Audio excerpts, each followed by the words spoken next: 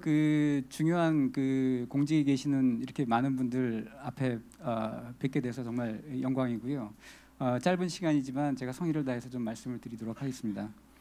저는 그 휴맥스의 그 파운딩 멤버 중에 하나입니다. 그래서 처음에 이제 그 IT 쪽에 개발 엔지니어 생활을 이제 몇 년 했고요. 그다음에 이제 뭐 여러 가지 이제 제품 기획이라든지 기획을 하다가 97년도서부터는 그 저희가 이제 유럽 시장을 개척할 때 영국에 이제 주재를 나갔습니다. 그래서 주재를 하면서 한 7, 8년 정도는 이제 해외 영업을 또 하기도 했고요.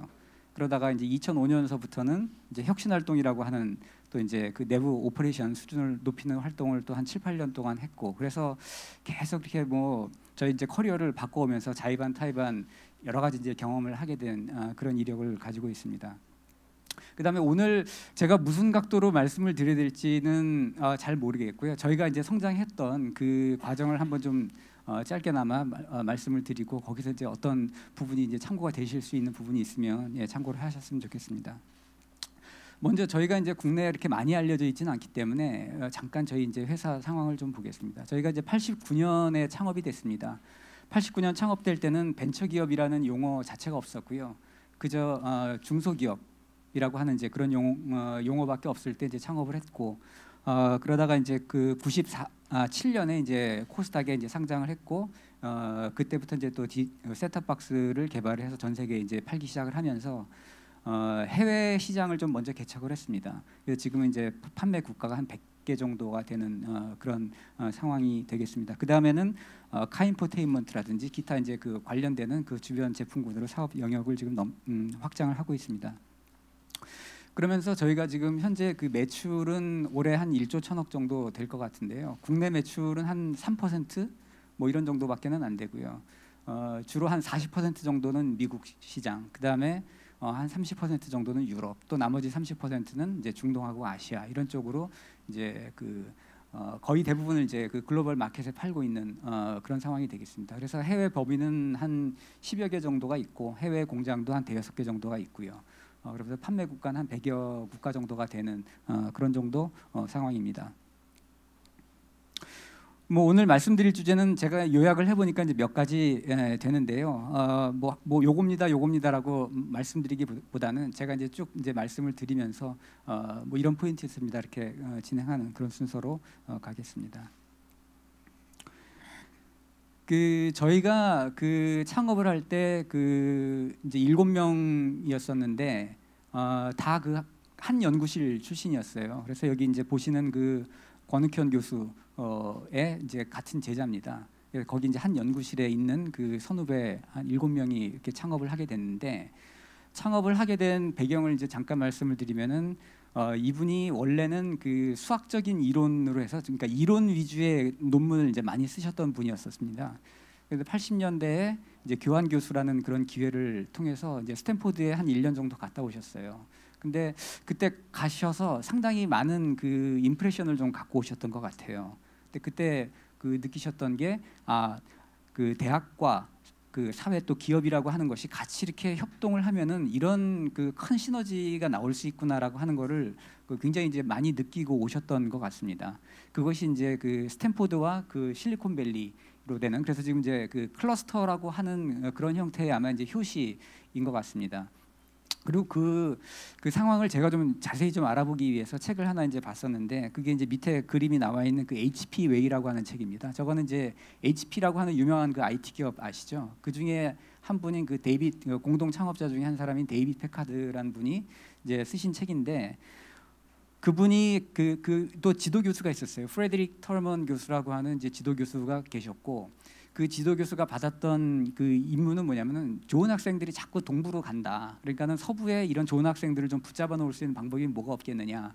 그렇게 하다가 그럼 기업과 같이 이렇게 하는 어떤 그런 형태를 만들어 보자라고 하는 뭐 어떤 계기가 됐는지 모르겠지만 그런 구조를 이제 창안을 하셨고, 그래서 그 데이비 패카드와 빌 휴렛이라는 그 두 학생을 얘기를 해서 이제 창업을 이제 하게끔 합니다. 그래서 그 중에 이제 여기 데이비 패카드라는 분이 직접 이 불도저를 손수 몰고 그 털을, 실리콘밸리의 이제 털을 닦는 아주 그런 그 인상 깊은 그런 장면이었는데, 그 후에 이 실리콘밸리가 이제 어떻게 됐는지는 뭐 굳이 설명을 안 드려도 될 것 같고요. 그래서 이런 모습에 좀 이제 그 뭐 좋은 의미 이제 충격을 받고 오셨던 것 같아요. 그래서 아 나도 이제 이론으로 하는 그런 논문만 쓸 게 아니라 뭔가 실질적인 좀 비즈니스와 연결될 수 있는 그런 방향으로 연구실을 이끌자라고 그렇게 이제 연구실의 운영 방향을 바꾸셨고 그 성향에 맞는 그런 그 이제 학생들이 그 연구실을 가는 거죠. 그래서 학교에 있을 때도 굉장히 이제 산업 자동화라든지 그런 뭐 발전소 컨트롤이라든지 이렇게 실제 이제 현장에서 문제가 되고 있는데 저희 기술도 적용할 수 있는 저희 기술 가진 기술이 그 당시에 이제 디지털 기술이었으니까요. 그래서 산업계의 문제를 푸는 그런 일들을 많이 해왔었고 그 기술들을 가지고 이제 그대로 이제 창업을 이제 하게 된 그런 경우가 되겠습니다. 근데 여기서 이제 중요한 그 요소 중에 하나는 뭐냐면은 저희에게는 그때 당시에 별다르게 이렇게 걱정이나 두려움은 없었던 것 같아요. 근데 첫 번째는 이제 뭐 젊거나 또는 어렸기 때문에 잘 모르기 때문에 이제 그 용감할 수 있었던 측면이 있었고 또 하나는 뭐냐면은 실패를 해도 그렇게 사실 현실적으로 그렇게 큰 저기는 아니었었습니다. 뭐 한 3, 4년 정도 해보다가 안 돼? 뭐 안 되는구나. 그럼 취직하지 뭐. 유일한 뭐 현실적인 고민이 이제 군대 문제였죠. 그 정도밖에 없었고, 그러니까 이제 취직 걱정은 사실 이제 없었던 이제 그런 때였던 것 같아요.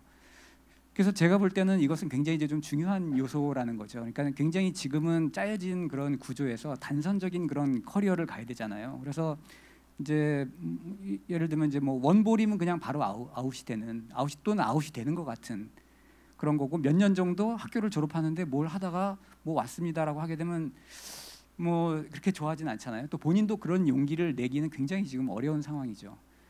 그렇지만 그것보다는 조금 더 좀 여유가 있는 그래서 뭔가 좀 그 해보면서 실패를 할 수 있는 그런 그 이제 슬랙이라고 하는데 그런 것이 그 작동을 해야 뭔가 새로운 것이 나올 수 있는 것 같아요. 그런 게 아니라 굉장히 이제 지금 현재 구조상에서의 그런 커리어 패스를 가고 그거 아닌 길은 상당히 뭐랄까요 정규적인 게 아닌 것 같은 그런 데서는 새로운 것이 일어나기는 굉장히 어려운 구조다라고 하는 이제 그런 의미가 좀 있는 것 같습니다.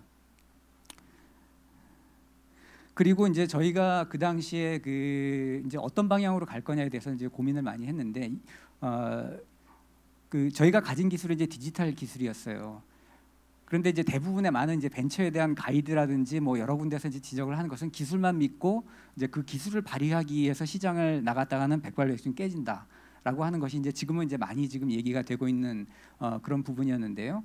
그래서 저희가 그래서 두 가지 요소로 생각을 했습니다. 하나는 저희가 이제 그 본질적으로 가지고 있는 강점이 뭐냐? 그것은 이제 디지털 기술이죠. 그래서 저희 이제 디지털 키드 세대라고 봐요.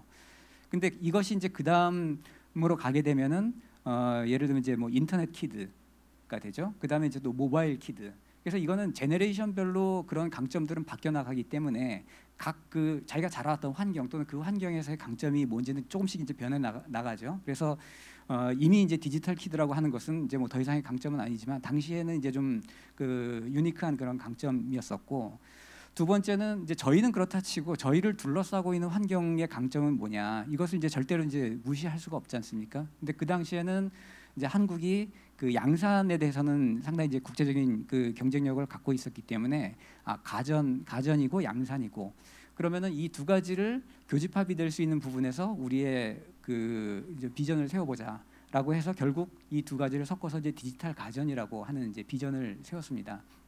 근데 이 당시가 이제 89년, 90년 이때 얘기였는데 지금은 뻔한 얘기처럼 들릴 수 있지만 그 당시에 디지털 가전이라고 하는 거는 CD 플레이어 하나밖에 없었어요. 눈에 보이는 어떤 것은 없었고 그래서 비전이 어찌 보면은 그게 과연 현실화되는 게 언제일까라고 하는 거 누가 물어보면 사실 정확하게 대답은 못하는 상태였지만 그렇지만 이제 저희가 가지고 있는 강점을 연결했을 때 성립할 수 있는 비전은 이제 그런 거였죠.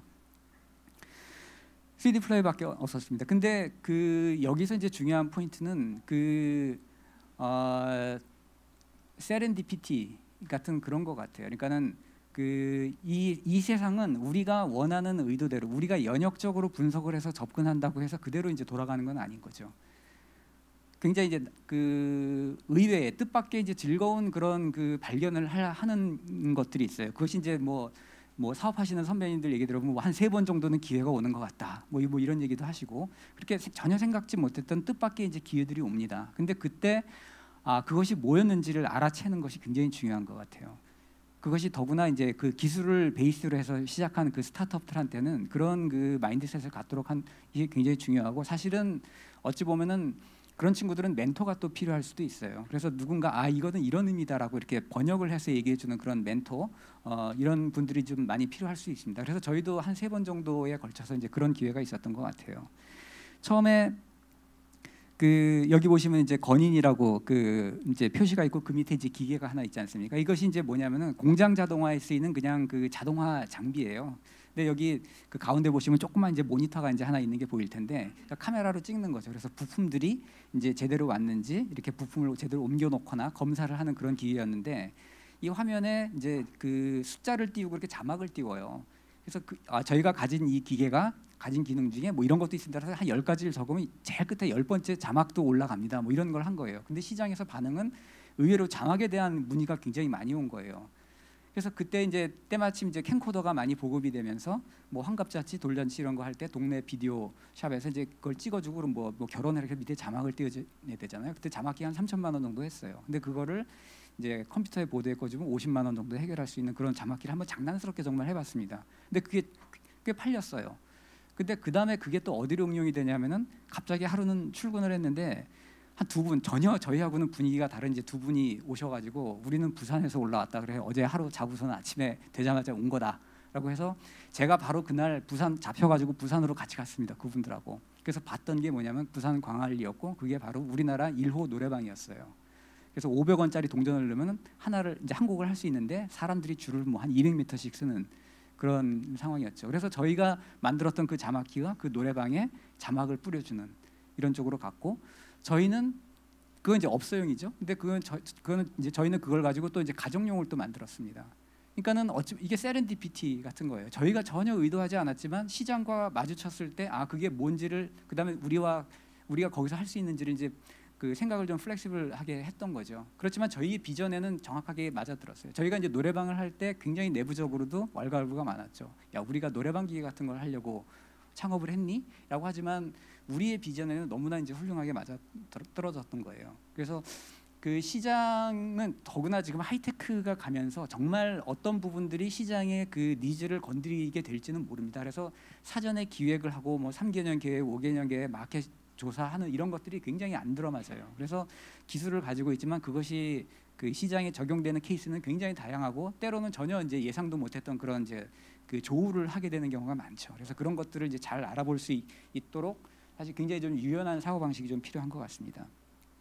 그래서 저희가 했던 이런 부분들을 요즘 와서 이제 경영학적으로 좀 정리된 거를 제가 찾게 됐어요. 그래서 여기 보시면은 왼쪽에 오른쪽에 그 이제 포터라고 보이시죠? 저게 이제 마이클 포터, 즉 그 뭐 수압 분석이라든지 이렇게 해서 그 세그멘테이션이에요. 가장 비즈니스가 흥한 비즈니스를 그 세그먼트를 찾고 거기서 유리한 입장을 점하는 것이 비즈니스 전략의 핵심이다라고 하는 건데, 이미 그 올드한 그 이론입니다.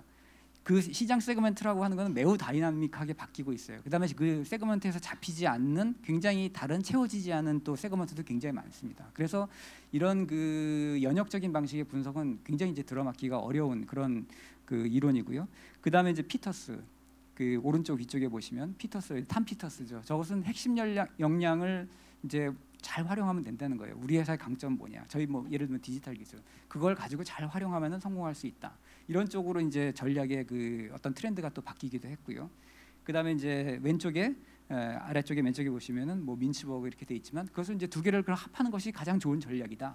뭐 이런 전략이 돼 있지만 요즘은 이 하이테크로 상당히 이제 이렇게 시장이 다이나믹하게 바뀌는 이 부분을 가장 잘 설명하고 있는 부분이 제가 보기에는 이 이제 이노베이션, 이제 파괴적 혁신이라고 하는 이론인데, 여기에는 이제 그 크리스텐슨이라고 하는 그 교수가 계세요. 하버드 경영대학원 교수인데 클레이튼 크리스텐슨 교수고, 이분이 이제 좀 교과서적으로 정리한 게 미래 기업의 조건입니다. 그래서 거기에 이제 굉장히 이제 그 유형별로 잘 정리를 하셨어요. 그다음에 그것이 이제 이런 그 하이테크에 대해서는 굉장히 잘 설명을 하고 있기 때문에 아마 필요하신 분은 좀 참고를 하시면 좋을 것 같습니다. 그리고 저희가 사실 그렇게 이제 시장과 조우를 했을 때 저희를 바꿨던 부분은 이분이 설명하셨던 이론으로 굉장히 정확하게 다 설명이 잘 되더라고요.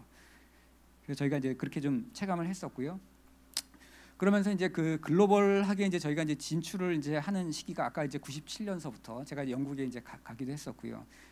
진출을 하는데 그때는 이제 뭐 마케팅이라든지 생산이라든지 이런 것이 이제 전혀 다른 이제 게임으로 이제 들어가요. 저희가 전혀 해보지 못했던 해외 출장 갈 때 청바지 입지 말고 양복 입어라 뭐 이런 얘기까지 이제 저희가 이제 뭐 교육을 받았을 정도니까요. 아무 지식이 없었죠. 해외 뭐 거래선하고 무역 관행이 어떻게 되는지, 그 주문을 어떻게 받는 건지, 이거를 뭐 외상을 줘도 좋은 건지, 뭐 현금을 미리 받아야 되는지 아무 지식이 없었죠. 그래서 그때는 그 회사 발전 단계에 따라서 적절한 지식이 그 영입이 되는 게 굉장히 중요합니다. 그래서 저희는 다행스럽게도 이제 종합상사에서 이제 이런 그 전 IT 제품을 한 20여 년 이상 그 이제 세일즈를 하셨던 해외 세일즈를 하셨던 분이 오셔가지고 굉장히 큰 그 역할을 많이 하셨어요. 그래서 제가 볼 때는 이게 굉장히 그 지식의 모빌리티라고 이제 생각이 됩니다. 그러니까 미국 같은 경우는 그 비즈니스 모델이 좋거나 기술이 좋으면 나머지 오퍼레이션에 대해서는 굉장히 많은 지식과 경험이 있는 분들이 이렇게 합체 로봇처럼 이렇게 착착 붙잖아요. 그리고 그런 것들을 촉진해주는 그 중요한 그 오거나이징 역할을 이제 벤처 캐피탈이 하거든요. 그래서 예를 들면은 구글 같은 경우는 브린이라든지 이 친구가 이제 컴퓨팅에 대해서 굉장히 뛰어난 기술을 갖고 있지만 그 친구들이 그렇게 포석을 하는 데는 제가 보기에는 에릭 슈미츠의 역할이 엄청나게 크다고 지금 보거든요. 근데 기술만 있는데 그런 분이 없다면은 그냥 시행착오를 할 거 아닙니까? 근데 기업의 규모는 커졌는데 시행착오를 하게 되면 얼마나 그 실패 비용이 크겠어요. 그래서 그 단계마다 이런 지식들이 굉장히 그 아주 그 높은 그 모빌리티를 가지고 이렇게 그 필요할 때 왔다 갔다 하고 이동하는 이런 것이 이제 굉장히 그 사회의 경쟁력 또과 이제 중요하게 연계가 된다라는 생각을 갖고 있습니다. 그리고 이제 저희가 이제 성장기를 할 때 저희가 이제 취했던 태도는 그 아까 말씀드린 이제 크리스텐슨의 이제 파괴적 혁신론으로 굳이 구분을 하자면 이제 로엔드 파괴라는 거였어요. 로엔드 시장에 굉장히 이제 멋지고 그런 그 높은 곳이 아니라 낮은 곳. 그 위성 방송이나 이런 셋탑 박스가 그 전에는 사실 이제 아날로그였었습니다. 아날로그 방송을 하다가 이제 디지털 기술이 들어오면서 굉장히 이제 비용 세이브가 되기 때문에 한 순간에 이제 디지털로 바뀌었는데. 그 당시 디지털 셋탑 박스를 주로 하던 회사가 어디였냐면은 뭐 노키아라든지 뭐 톰슨이라든지 필립스라든지 이렇게 큰 회사들이었어요. 왜냐하면 디지털 기술이 그렇게 쉽지는 않았기 때문에. 근데 이 회사들은 주로 이제 하이엔드 세그먼트만 합니다. 그래서 한번 그 방송사로부터 주문을 받으면 최소한 수십만 대 정도는 하는. 왜냐하면 개발 인원도 많이 들어가고 또 초기에는 그런 주문들도 굉장히 많았어요. 그래서 그거 하는 게 바빴는데 저는 사실 영국에 앉아서 10대도 팔아봤고요. 20대도 팔아봤고 그것이 나중에 100대가 되고 또 1000대가 되고 이렇게 됐어요. 그러니까 이것은 그 친구들 입장에서 볼 때는 전혀 신경 쓸 필요가 없는, 그러니까 합리적인 기준으로 의사결정하면은 아니 우리가 10대 들어가려고 새로운 모델을 개발할 수도 없고 이렇게 굉장히 합리적인 기준으로 보면 그것은 우리가 플레이할 세그먼트가 아닌 거죠. 근데 저희는 이제 그쪽 세그먼트부터 들어가서 또 그 친구들이 전혀 그 플레이하지 않던 그 일반 마켓들, 즉 일반 그 유통점을 통해서 직접 소비자들이 구매하는 그쪽에 들어갔습니다. 근데 그게 셋탑박스 시장에 그 당시에는 한 10% 마켓 쉐어밖에 안 됐어요. 근데 그 쉐어 자체가 이제 세그먼트 자체가 이제 커진 그런 경우가 됐는데, 근데 그러던 부분들이 이제 그 중소방송사, 예를 들면 뭐 가입자가 한 뭐 10만 명 정도 되는 굉장히 작은 방송사 이런 쪽은 뭐 노키아나 필립스가 상대를 안 해줘요. 근데 그럴 쪽에 이제 저희가 또 이제 서플라이를 해주고 이렇게 가다가 좀 더 큰 방송사 이렇게 가다가 지금 전 세계에서 이제 가장 큰 방송사가 이제 미국에 있는 방송사인데 거기와 비즈니스를 하게 된 게 이것도 벌써 한 10년 전 얘기가 되는 거죠. 그래서 정말 뭐라고 할까요? 맨발에서 벤치예요. 근데 그 여기에는 그 상상력이 필요한 것 같습니다. 뭐냐면은 아까 말씀드린 마이클 포터의 그 세그멘테이션, 이거는 뭐냐면 스태틱한 거예요. 지금 현재 상태, 굉장히 안정된 시장에서. 그러니까 지금 현재 상태가 이렇고 분석을 해보니까 여기 이 시장이 이렇더라. 그러니까 그 얘기에는 뭐냐면은 미래도 그럴 것이다라고 하는 가정이 깔려 있는 거죠. 그렇지만 그 저희가 봐야 되는 관점은 굉장히 다이나믹한 관점으로 봐야 될 것 같아요. 그러니까 일기도를 보시면 고기압, 저기압 이렇게 됐던 것이 시간이 지나면서 막 이렇게 고기압이 저기압이 이렇게 바뀌어 나가지 않습니까? 그런 그 시간축에 따른 그 다이나믹한 관점.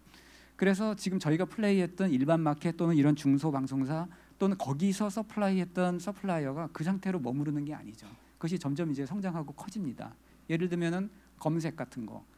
예전에 검색하면은 뭐 알타비스타 뭐 이런 검색 기관, 그냥 그 대학원생들이 논문 쓸 때 논문 검색하고 뭐 이러는 것이지만 그 검색이 그대로 머무르는 것은 아니거든요. 그래서 이런 그 시간축을 따고 어떤 요소들 때문에 이런 것이 커질까 또는 커질 수 있는 로직이 그 가능할까라고 하는 그런 그 시간 축상에 따른 그런 그 다이나믹한 관점을 갖는 것이 중요하고요. 그것은 아까 이제 제가 소개드린 그런 텍스트에 잘 소개가 되어 있습니다. 그러면서 저희가 이제 그 150명이 될 때 이제 그 회사가 이제 좀 상당히 이제 견디기 어려운 그런 그 상황까지 갔어요. 이때 매출이 한 2천억, 3천억 이렇게 올라갈 때. 그래서 한 3년, 4년 정도는 엄청난 그 수백억씩 매년 날리면서 이제 운영의 그 낭비죠. 운영의 낭비로 수백억씩 날리면서 정말 큰일 났다. 빨리 고치자.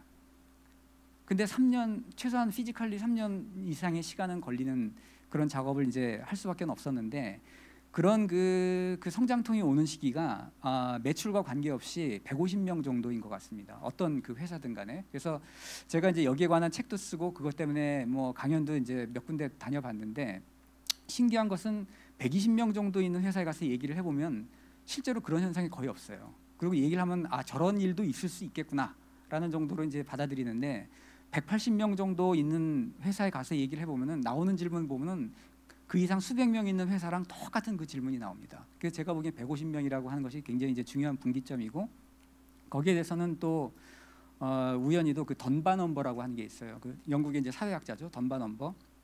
150명 어떤 그룹이 150명 어떤 한 사람이 사회적으로 이렇게 그 사회적인 인지로서 이런 사회적인 관계를 유지할 수 있는 게 한 사람으로부터 150명이 한계라는 겁니다. 그래서 그거는 뭐냐면은 머릿속에 그 사회적 인지 능력의 한계라는 거예요.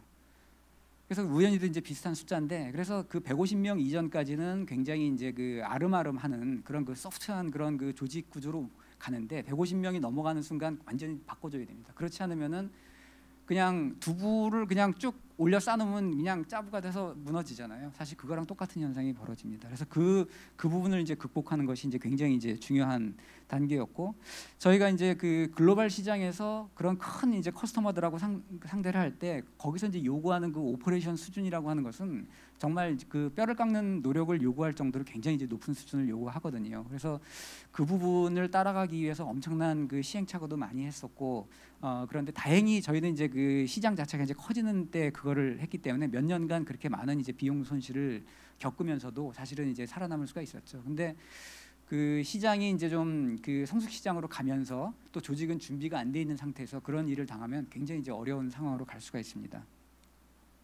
그래서 거기에 대한 그 이야기와 또 어떤 방식으로 이제 극복을 할 수 있는가에 대해서 이제 뭐 조금 다소 개념을 좀 제시를 한 부분이 이제 강소기업이라고 성장통을 넘다라는 책으로 제가 한번 정리를 해서 작년에 낸 적이 있고요. 그리고 그런 이런 그 오퍼레이션의 수준을 올리기 위해서는 정말 그 단단한 그 기업 문화가 필요해요. 그러니까 예를 들면은 이건 제가 이제 직접 받았던 그 문자였는데 제가 이제 어떻게 하다 이제 은행에 갔다 왔어요. 그랬더니 며칠 후에 이런 문자가 오더라고요. 그러니까 혹시 설문조사하는 그런 연락이 갈 경우에는 매우 만족으로 답을 해달라는 거예요. 뭐 그렇게 할 경우에 사은품을 주겠다. 이거 많이들 아마 받으실 거예요. 이건 아마 이제 이 은행에서 그 만족도 조사를 하는 업체에 돈을 주고 시켜서 이제 그렇게 했을 텐데 이렇게 할 거면은 왜 했을까요? 뭐 돈 낭비에 불과한 이런 걸 왜 할까요? 뭐 러시아에서 또 있었던 예라고 하는데 콜센터 있지 않습니까? 그래서 러시아에 있는 소비자들이 이제 뭐 전화를 해요 콜센터에. 그러면 울리면은 받고 바로 그냥 끊어버려요. 그럼 전화 건 사람 황당하죠. 그냥 전화 누가 받기도 받았는데 확 끊어. 또 전화를 해요. 또 받고 또 확 끊어요. 그럼 이제 약간 화가 나기 시작하죠. 근데 세 번째 걸어요. 뭐 그 정도에서 이제 전화를 받는 거예요. 왜 그러냐면은 그 콜센터의 그 퍼포먼스는 성과는 어떻게 되냐면은 그 한 사람당 단위 시간에 몇 콜을 처리했느냐예요. 그러니까 콜수를 올리는 굉장히 손쉬운 방법이죠. 그래서 이거는 뭐냐면은 흔히 이렇게 그 운영 혁신을 하게 될 경우는 이제 KPI라고 하는 키 퍼포먼스 인덱스라고 하는 그 수치를 가지고 이제 그걸 가지고 푸시를 하면 됩니다라고 이제 흔히 이제 컨설턴트들이 와서 얘기를 하는데 거의 작동하지 않아요. 그거는 그 숫자 몇 개를 바꾸는 거는 굉장히 쉬운 일이기 때문에 그거를 바꾸는 게 훨씬 편해요. 사람들은. 그래서 그쪽으로 다 갑니다. 그래서 간단하게 숫자 가지고 푸시한다고 해서 되는 것은 아니고 정말 그 단단한 이제 문화를 이제 만들어야 되는 것이 굉장히 이제 중요한 이제 그런 항목이 되겠습니다. 그래서 제가 볼 때는 그러니까 사회적인 그런 차원에서 얘기할 때는 처음에 제가 말씀드린 몇 년 해보다가 안 되면 뭐 취직하지 뭐라고 얘기할 수 있는 그런 여유가 있을 때 뭔가 새로운 것이 나오거든요. 그래서 또 이제 정부에서 이제 과제를 주기도 하고 거기에 대한 실패 이런 거 과제 실패도 하기도 하는데 그것들이 저는 제대로 그 과제를 하려고 했으면은 그것이 사회적인 자산으로 다 남는다라고 생각이 돼요. 그래서 실패에 대한 관점을 회피가 아니라 잘 관리를 하는 거죠. 잘 관리를 해서 그것이 사회적인 자산으로 남도록 잘 관리가 되면 충분히 이제 의미가 있는 실패다라는 생각이 들고 그 지식들이 이제 사회에서 그 지식은 결국 이제 사람을 통해서 이제 옮겨다니지 않습니까? 그래서 그런 필요할 때 필요한 지식을 가진 사람들이 잘 가서 서로 또 합체를 해서 일을 할 수 있도록 그런 지식의 모빌리티 이런 것이 훨씬 더 좀 많이 높아졌으면 좋겠다라고 하는 것이 제 생각입니다. 감사합니다.